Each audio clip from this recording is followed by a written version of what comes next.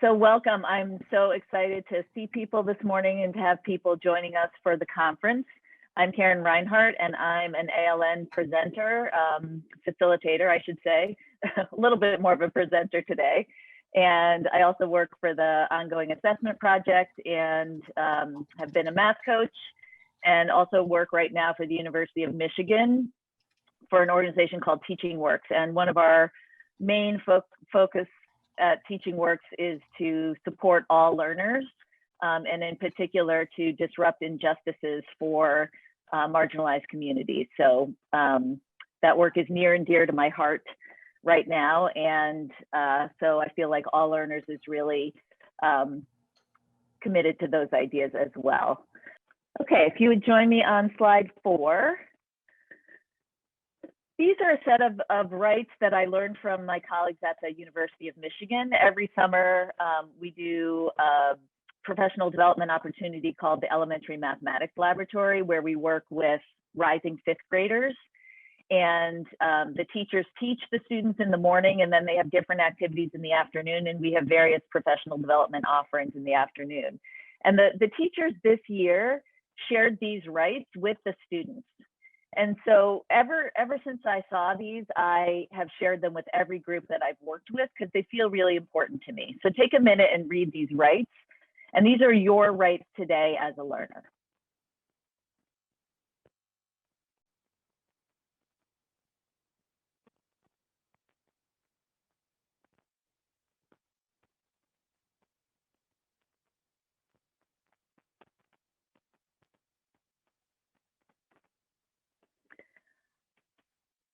Some school groups I've worked with have also shared these rights with students. And if we had more time, we'd have a conversation about it. But one of the things that feels important to me is I think not all students come to school believing this. I'm not sure every student believes that they have these rights. And so it feels really important to me to share those with kids and to help them really feel included and supported at school. And again, with adults. So just sharing them with you today. All right, so today we are going to talk about specific strategies for supporting all learners to participate in discussions. And a lot of these ideas will echo the things that Bob said this morning. So wonderful to hear Bob and be inspired by him again. So that's one thing to be thinking about today as we're working together is sort of how some of the ideas here echo what Bob said. So we're going to do a short activity together. I'm going to put you in breakout rooms really quickly, and then we'll share ideas. We'll have a short discussion about them about the mathematics, and then I'll show you some videos of some of the ideas in action. So if you would join me on slide 5.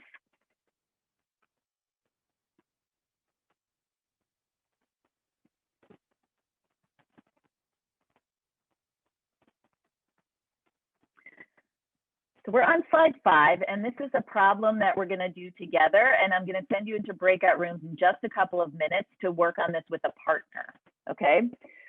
So I'm going to share this problem with you. I'm going to put the slides in the chat. Slides are in the chat. We're going to use a process for unpacking problems that members of the All Learners Network created. And there's information about this on the All Learners Network website in the blog. So if you're looking for a copy of this protocol and sort of ideas about how to use it, it's in there. But we're going to talk about this problem together. So the first part of the All Learners Problem Introduction Protocol is to read the problem together chorally. Okay, so we're going to read it. You can have your microphone on if you want, but this is the way I would do this with students. Okay, so arrange the light green, red, and purple rods in a row using exactly one of each rod. Find all the possible ways to put 3 rods in a row. Prove that you have found all of the different ways. Okay. So the question here is, as learners, what are we trying to figure out? And you are welcome to share that out loud with the group, or you could type something in the chat. Okay, I see all the different ways to arrange the rods.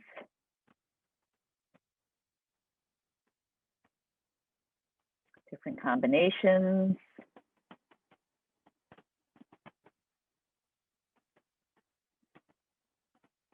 What are some of the conditions around using the rods? Like, what are some of the rules of the problem that you see in the problem? They have to be in a row, yeah. And so for our purposes, that means like in a line, okay? This problem is called the 3-car train problem. So you can kind of think of those as rods in a row. And if we were together, we would have Cuisenaire rods to do this. So you can imagine putting the 3 Cuisenaire rods in a row. Yes, we need to use only one rod, each rod one time in a row. And we have to prove that we found all the ways. Okay, so what might an answer look like? Like in a few minutes, you're gonna work with a partner and you're gonna put your answer on a slide. So what might you see on people's slides? So drawings, representations, a table, a model, color words. Great ideas in the chat. Okay, what would a wrong answer be? Given our conditions and given what the problem is asking us, what would a wrong answer be?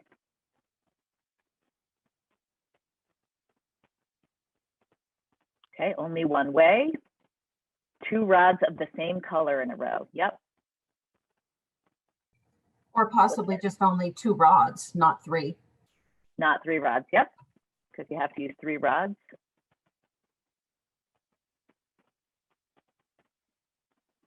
Okay, and I think we actually answered to some degree some of the strategies. So people said a table, people said representations. Anybody else have a strategy that they're thinking about in terms of solving this problem?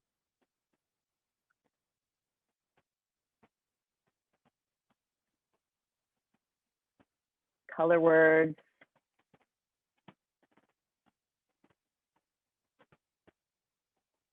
Okay, put your thumb up if you feel like you have a way to start.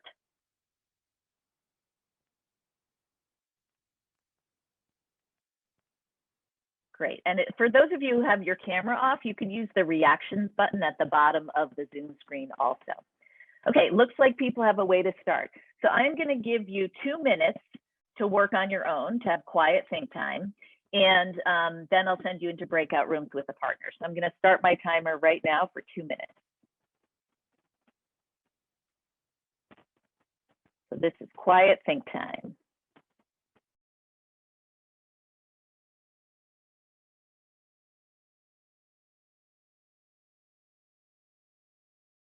So that was 2 minutes. It's okay if you're not finished because you're going to have a chance to talk with a partner in a breakout room. So again, I'm going to send you to a breakout room. Actually, join me on slide 6. The directions are in there.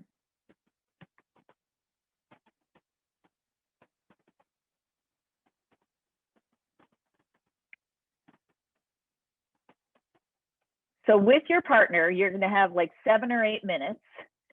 Briefly introduce yourself and then share your strategies for solving this problem. Please then go to the slide that is representative of your breakout room. So there's breakout room 1, 2, 3, 4, and so forth. So go to that slide and share your strategy. You could take a photo of your work, you could type on the slide, however you want to do it, doesn't matter. Okay, and remember, you need to prove that you have them all. Any questions about the job? Okay, I'm going to send you into breakout rooms. It's going to come up on the screen that it says you're being invited to a particular breakout room. And I'm just going to pop in and listen, so you don't need to talk to me when I come in. I'm just going to be listening in. Okay, off you go.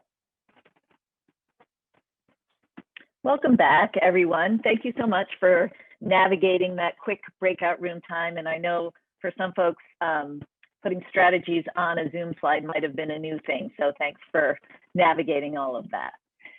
What I'd like to do now is just take a couple of minutes and have you look at maybe 2 other group slides if you haven't done that already.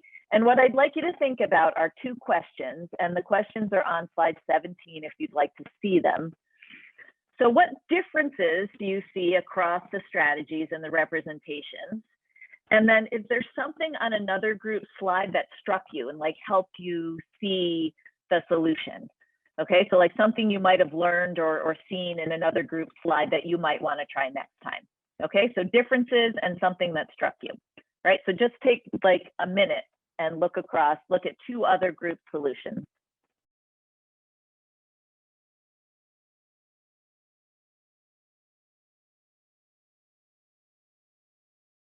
Either share out loud with the group or write in the chat. What are some differences you noticed across the strategies? Just some are much more visual and some are more within the realm of like calculation and number. Okay. So people are representing in different ways. We have rods, we have cubes, we have colors, pictures of rods, and other people are using letters or lists. Yeah. Are there any, did anyone see something on another slide that struck them like that they might want to try?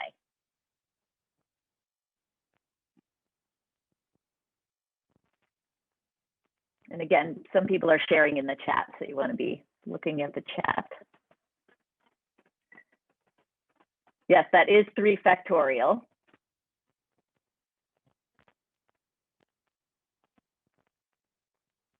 Yeah, we went from visuals to tables to algebraic proofs to written response. Okay, sorry. Go ahead, team. No, I was just going to say, I really liked the slide that had the emphasis on concrete to representational to abstract, the CRA response. I liked a lot. So slide 14. Like everyone's. Mm-hmm. All right, I'm going to keep us moving just because we have a short period of time. If you would join me on slide 18, what I'd like you to do is take a minute and think about how it felt to be a learner in this problem. And we're not going to share that out. But what I do want to share out and create on this table is what about the task gave you the opportunity to participate? And what about the facilitation, like the way the task was structured, gave you the opportunity? And again, you can speak out loud or you can type those things in the chat. So let's take a minute of quiet think time.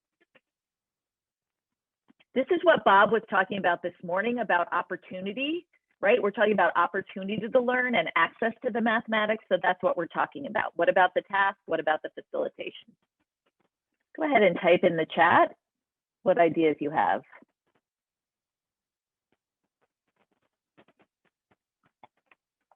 And I'm summarizing on the slide 18.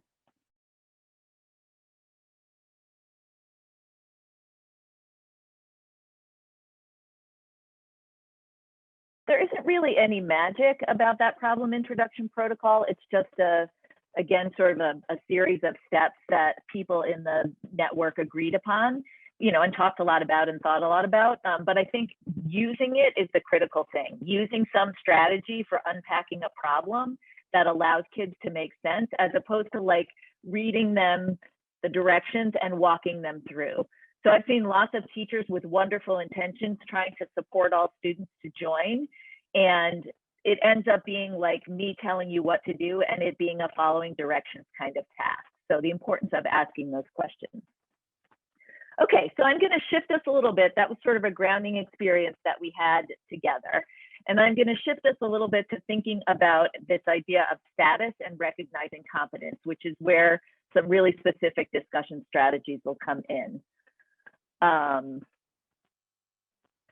So someone asked, what's the intent of choral reading? It is to give access to anybody who is not a reader, and to really cue kids into those different pieces of the problem. So the teachers in the All Learners Network actually had a long conversation about like whether this was appropriate for older kids, and older kids like might sigh or sort of roll their eyes or whatever, but we've agreed that we feel that it's really important, particularly if you have language learners in your classroom. Reading the problem together allows everybody to have access to the words. Okay, if you would join me on slide 19. And this is a long quote, but I think it's important. So take a minute. This comes from the book Smarter Together, which is one of my Bibles around supporting kids to participate in math class, and the reference is down at the bottom of the slide. So take a minute and read this. And what I'd like you to do is think about a student that, well, read this for a minute.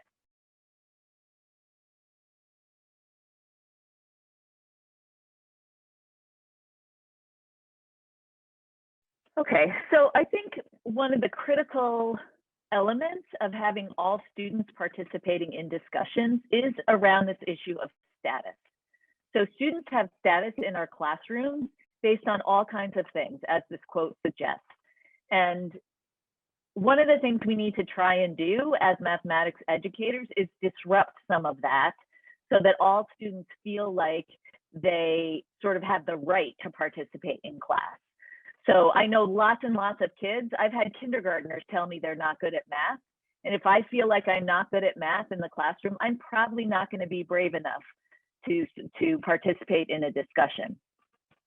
So one of the things we can do as teachers is intentionally disrupt this idea of not good at math for our students who maybe, and particularly kids in older grades, may have had this idea for years and years and years.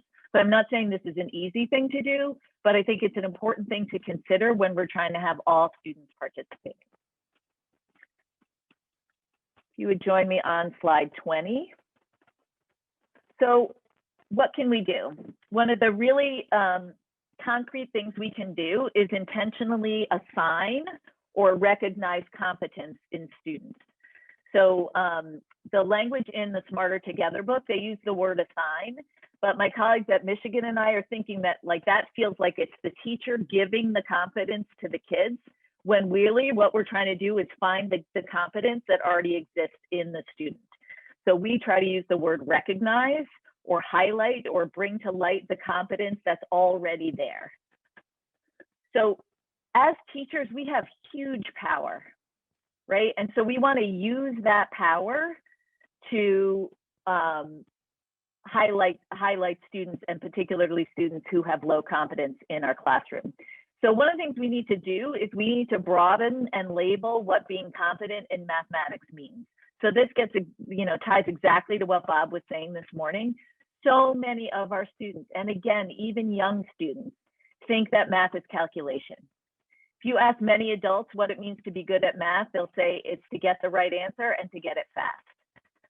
So if that's what our kids think mathematics is, and that's the mathematics that we're teaching, that's a very narrow slice for kids to be able to show competence. I was talking to a teacher the other day who was very successful in mathematics and still, through college, and still feels bad that he still doesn't have his math facts, right? So we have to broaden what we see and label and highlight in our classrooms as mathematics. So more children with more skills have the ability to participate and the opportunity to participate. As I said, then we need to intervene and reposition students so that they are seen as competent rather than not. And along with that, supporting children, individual children, to develop their academic identities and competencies. Any questions or thoughts about that?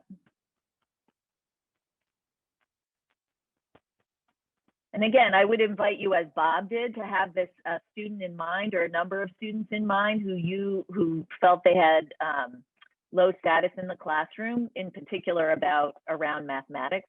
And again, it's not to say that any of us are intentionally putting students in those positions. Of course we're not. But there are things about our systems, in particular the use of high and low, those words, like we have our high kids and our low kids. And whether you call them bluebirds and robins or whatever, the low kids know who they are. And oftentimes that becomes a self-fulfilling prophecy. So again, we need to watch our language, as Bob said, and our labels, and intentionally disrupt kids who feel like they have those labels or feel like they have low status. Okay, if you would join me on slide 21.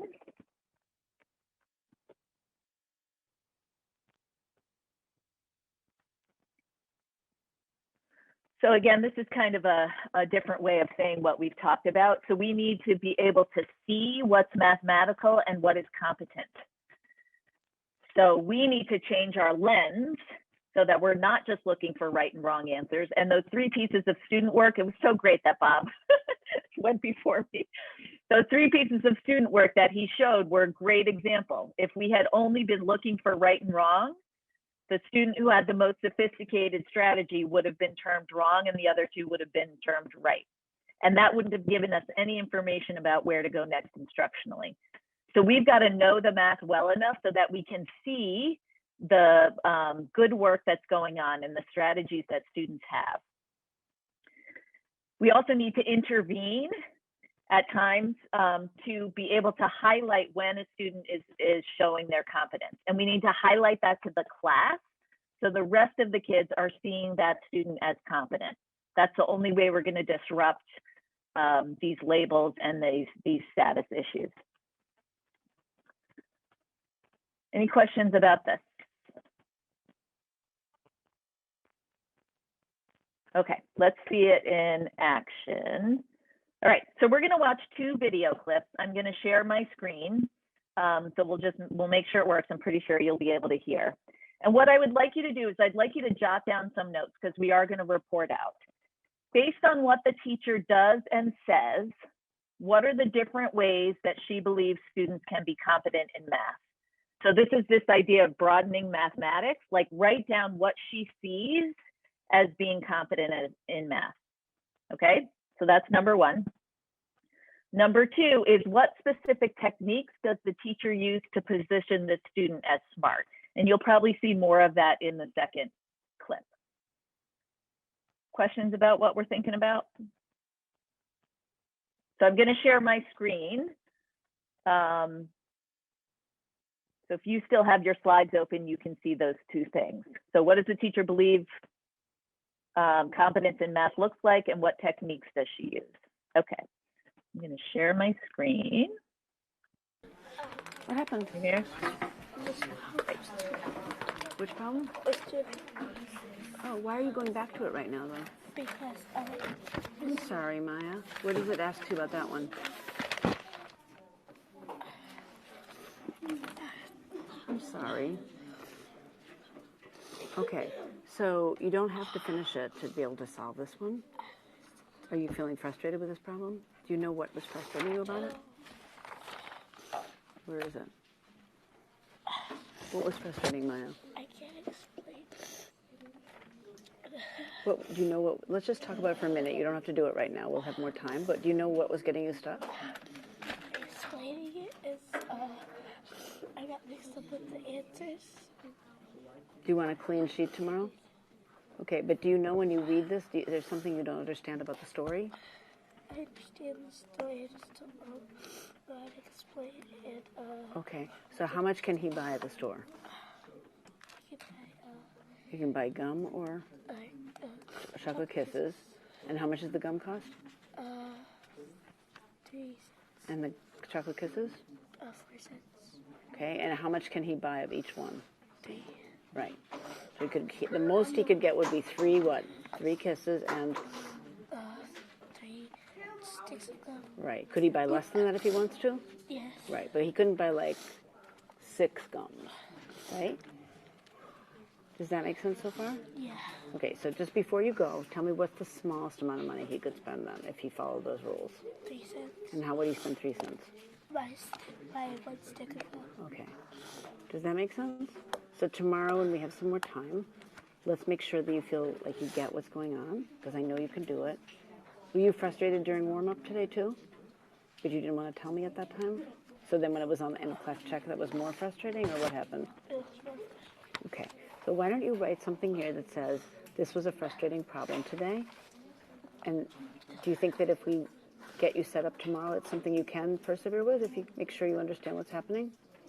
Yeah, I think you can. Next time, don't get yourself to a point where you feel this upset without telling me, okay?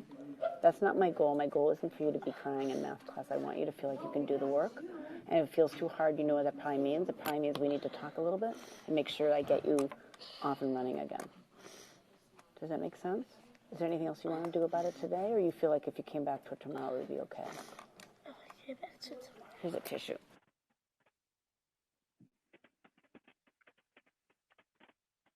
So take a minute and think about what is this teacher communicating that she values about mathematics, or what does being competent in mathematics mean? You can just write an idea in the chat when you're ready.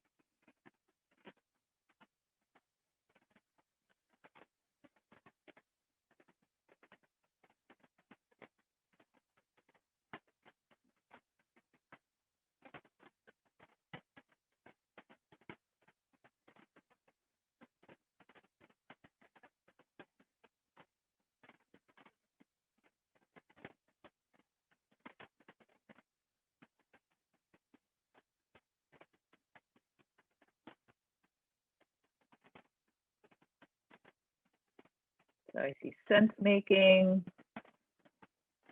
understanding the problem,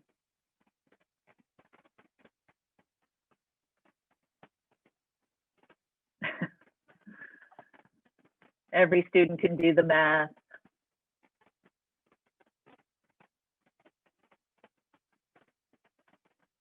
What about dispositions?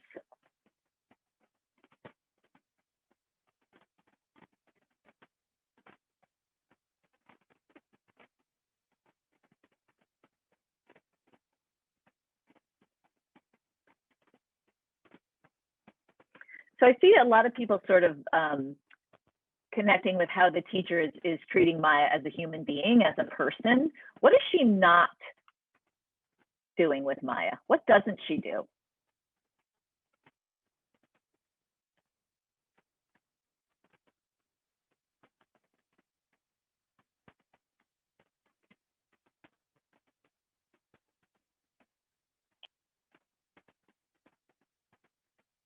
Yeah, she doesn't give up on her. She doesn't tell her what to do. So many of us, in our attempts to be caring and respectful of students, let students off the hook. Say, oh, this is too hard. That's okay. You don't have to do it. The teacher doesn't do that, as you're all saying. She's asking her guiding questions. She's showing her what she knows. She's sticking with her, and she's letting her know she's going to come back to it tomorrow. So I think a lot of times, out of our kindness and out of our maybe discomfort when students are upset, we let students off the hook, which I think gives them the opposite message that we intend. It says, I don't think you can do it, so I'm going to let you not do it. And that's not what we're intending, I don't think, but I think that could be the message that students give. We did, some of us in an all learners cohort, which some of you are a part of, asked students who had been pulled out for math class how they felt about being pulled out, because we were concerned that it had an effect on how they saw themselves as math learners. And interestingly, although, well, I won't judge it, the students said they really liked being pulled out. They liked being with their peers. They liked having a teacher who was, interested and excited about the work they were doing together. They felt that more in the small group. But when we asked them how they felt about themselves as math learners, they almost to a kid said they weren't good at math. So it's important, I think, to think about how kids are viewing themselves and how some of the actions, again, as Bob said this morning, some of those things that winnow the opportunities for kids, and letting them off the hook or giving them unchallenging math is one of the ways that we're winnowing their opportunity. Okay, so again, great ideas in the chat, so be sure you're checking the chat. We're gonna watch another clip and we're gonna see what happened. So this was at the end of math class for the day, again, in the elementary math lab. So this next clip is the following morning. So you're gonna see Deborah Ball, the teacher, greeting Miah as she comes into class. And then you're gonna see her circulating as Miah is working on a problem. And the problem she's working on is the 3-car train problem that you did, okay? So what I'd really like you focusing on this one is, again, what does the teacher value as being competent in mathematics? And specifically, what techniques does she use to highlight Miah's competence? Okay. And I'm just going to go to the part in the video where the new section starts. So it'll just take me a second to do that. What happened? I feel like you can just to try hard and think hard, but not.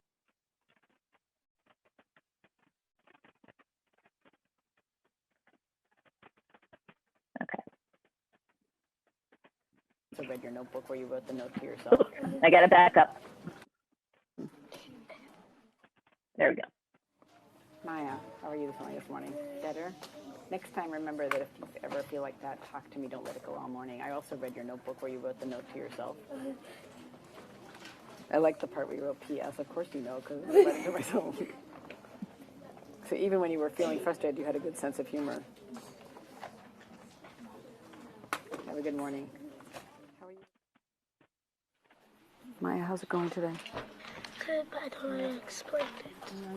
You're not done yet? No, I don't know how to explain it though. Okay, we'll just finish writing out what all of them are. Okay, so who thinks you could go to the board and try to explain? Actually, before we do that, why don't you turn to your partner and see if you can try out your explanation on your partner and see if your partner thinks that would convince somebody. Try out how you would prove it to your partner. No seven What would you pattern say? to do. We followed all the. Look up. Who would like to try explaining on the board a way that would prove that our class actually found all of them? Miah, would you like to try? Okay. Please put your eyes on Miah and see if you think this is convincing. I know because you can. I drew the first part, the first colors at first, and then I just mixed the bottom, these two, and you know, because you don't worry about these, you worry about if you're gonna how you're supposed to change them. So I put the yellow and green first, then I switched them for green and yellow. Then I did green, and I switched. I like the way people are trying to watch what Miah's doing. Eyes up on the board. And then I did yellow, and I only switched these two. And there was no more other colors. If there was, I probably could. Okay, so now you built your explanation and you were talking at the same time. It was great. Now I want you to try to, since you don't have to build it this time, could you try one more time where everyone can see it and we can see your face too? So everyone look up at Miah and look at her blocks on the board. No one should be looking at your notebook right now. You have purple with yellow and green. You mix these two parts, and you don't worry about the first one. Then you do the same thing with the other colors. You just change the two other colors in the back. Okay, if you think that you can explain what Miah just showed, raise your hand. Who thinks that you understand what Miah just showed the class and can explain it yourself? Who would like to try that? Deirdre, would you like to try that? Could you stand up, please? Try, say it from there. Miah, listen and see if she has it right. Say it from here? Yeah. Go ahead. I think that Miah said that she switched the two colors. She kept the purple, and then she switched the two colors around when it was yellow and then green. She said that she switched them and made it green and then yellow, and then the same thing with the other two colors, and she switched them around. Is that what you said? Okay, one more person who thinks that was good, Deirdre. One more person who thinks you can explain what Miah showed. Who else thinks you can explain it in your own words? Michio, do you want to try? Stand up. Use your big voice. I kind of need the cubes to explain this, but I guess I could also do it without the cubes. So, you know how, so you have one main cube that you want it to start at the beginning, and have 2 extra cubes. You can choose whichever way to put it in the order of whichever way you want it to, but you only have 2 ways to put it with the extra 2, because you're only going to start with one cube at the beginning. So you're going to have it like that, like Miah did at the beginning, where there's a yellow one and then a green one. But then you can't build that one again, so you have to flip-flop them to make another chain. And then she did the same thing, but she started with a different color at the beginning of the chain. Is that right, Miah?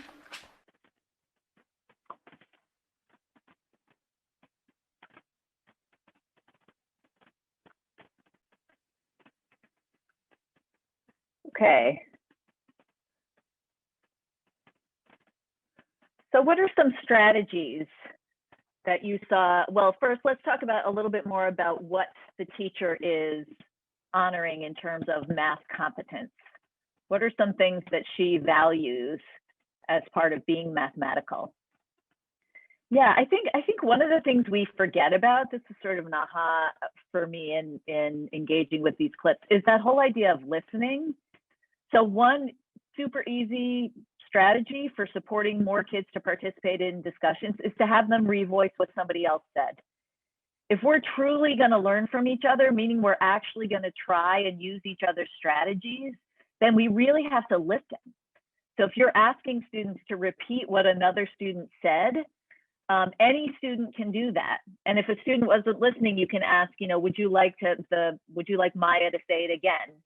And then that student could repeat. So even though that student may not be furthering the strategy, their voice is in the room and they're participating in the math discussion. And that's like a first step to disrupting the idea that maybe that student has low status. So it's also up to you to choose who you want to call on to ask to repeat what another student said. And you can do that intentionally to make sure that all the students in your classroom's voices are in the room. I think it also, sorry, Karen, I think it also reinforces the idea that like math isn't this like race to get things done and you get the answer and it's done. Like it's really important that kids are able to say like, oh, it was the reasoning that was important. That's why we're spending so much time on that, not just what the answer is at the end. Yep. So all these things you said, explaining, listening, revoicing, persevering, taking risks, using models. Think about how Miah might have explained had she not had those models up on the board. Having those models available to her, I think really allowed her to access her explanation. What other specific techniques did you see the teacher use to show or highlight Miah's competence? They're sort of woven into the other things you said, but let's get some specific techniques. Yeah, that turn and talk. It's time to rehearse, right? I'm trying to explain my strategy in front of the class, so rehearsing with the peer is huge. What else? Yeah, so she chooses Miah, right? See, that was not, like she didn't ask Miah ahead of time. That was impromptu. So Miah felt confident enough and the teacher called on her, even though she had struggled the day before exactly with this issue. She was struggling to explain. She even said, as the teacher was walking around in the morning, that she was struggling to explain, and the teacher still called on her. That is showing some real belief in students and what they're capable of. Yep, reminders for other students to listen. Repeatedly using Miah's name. Again, think about how that might make some of your students feel if their names are often used maybe like in behavior situations or whatever, but to hear their name in the context of the math class around an explanation could be really powerful. Yeah, and she went back to Miah. Miah, is that right? So the ownership of the math was with Miah. That's critical. I think sometimes as teachers, we repeat what kids say, like it's part of, we're excited about it and it's part of just sort of a, I don't know, a habit that we get into, and I am absolutely in this category. I'm doing it right now a little bit. But sometimes that's like taking the words from the student and putting it on you. And we want to make sure that the ownership for the explanation and for the mathematics stays firmly with the student. So the teacher didn't evaluate at all. Instead, she said, Miah, is that right? Many teachers that I've worked with have used that particular strategy and found it really powerful. Just going back, having students revoice and then going back to the student and saying, is that what you meant or is that what you said? Okay, let's just go to slide 25 and we'll wrap up with the next couple of slides. So you said many of these things, but just take a minute and read this list for specific techniques. Again, slide 25.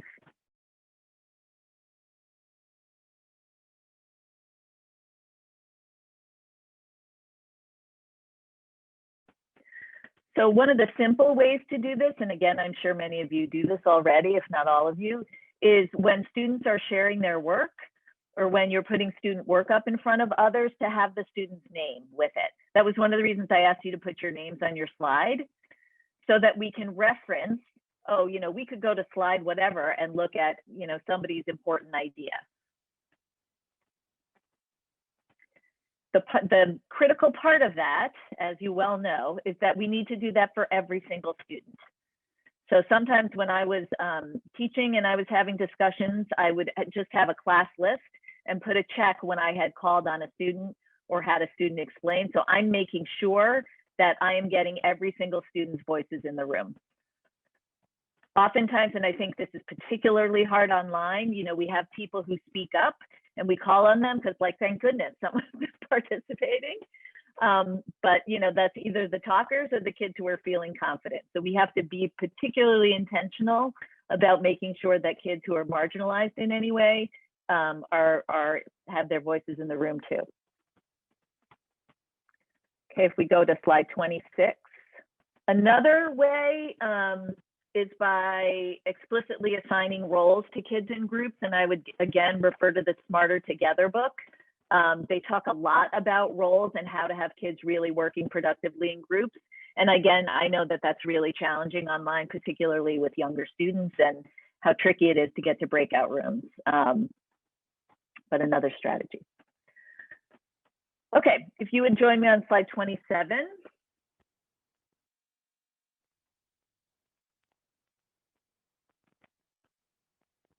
So again, I feel really strongly that kind of step one to having all students participate is that all students feel like competent and confident mathematicians.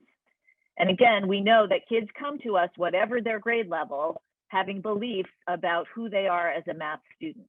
So we need to find that out, and you can do that by surveys or experiences in math or whatever, building relationships with your students. And then we have to intentionally work to disrupt some of those status issues, both with the class and how the class is viewing a student, like the quote we heard about Miguel earlier, and about how students feel about themselves. So when we're recognizing competence, we can change students' views about each other. We can support students who might not participate to participate. And then again, it's up to us to highlight the smartness that we see so that everybody hears that. One thing many teachers who've worked on this have done is talk to their kids about what it means to be smart in math. And if we don't want to use that term, just what it means to be a mathematician. And brainstorm those lists with their kids and add to them throughout the year so that kids are really seeing that it's not just about calculation. It's about listening. Everybody can listen.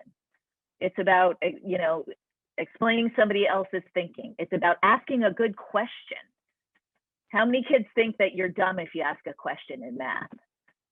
Right? But your question might help us understand, wow, what a great question that's going to help us further understand. Thank you. Saying that you don't understand. So supporting kids to have, you know, having a list of those things, I think can help you remember what you want to recognize, what competencies you want to recognize, but can also help kids change how they think about what math is. Any questions or comments?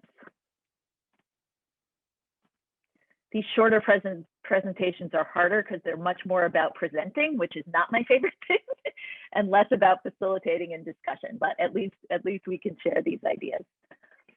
Okay, if you would join me on slide 28, kind of a summary slide. So the way I think about supporting kids in discussions is twofold. So the first is kids have to have access to the math. If they haven't done the math, there's no possible way they can participate in the discussion. So if all I'm asking to do, and I know none of you do this, but if all I'm asking to do is have kids do 20 problems on a worksheet, I've left half of my class out, right? So we have to have tasks that allow everyone to participate and ways of facilitating those tasks. Then we need to work specifically in the discussion to make sure that everyone has a way to participate. So take a minute and just read these strategies to yourself.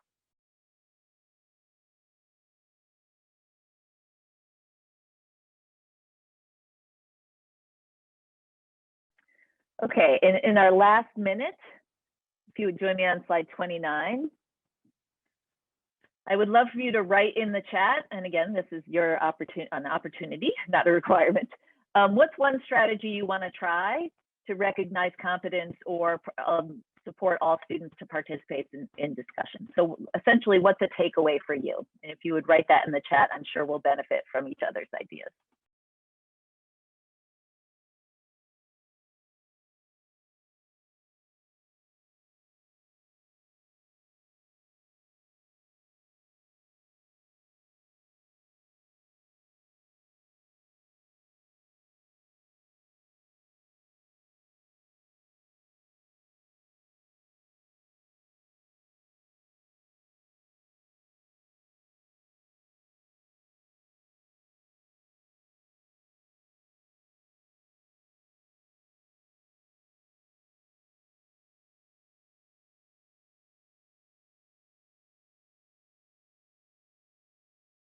So I see that it's 11:30.